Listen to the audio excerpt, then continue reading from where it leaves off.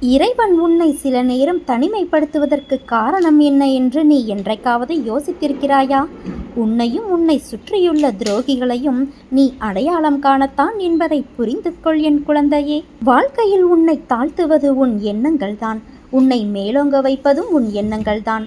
வலி, தோல்வி, ஏமாற்றம் இவைகளை காரணமாக வைத்துக்கொண்டு உன் கடமைகளிலிருந்து தவறாதே. அப்படி செய்தால் அது உன்னுள் இருக்கும் நம்பிக்கையை குறைக்கும்.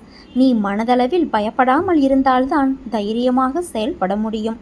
வாழ்வில் நீ பயணிக்கப் போகும் வழிகள், சூழ்நிலைகள், மகிழ்ச்சியான தருணங்கள் என்று இன்னும் நிறைய உள்ளது. உன் வாழ்வில் சந்தோஷம் ஏற்பட போகும் காலம் வெகு தொலைவில் இல்லை.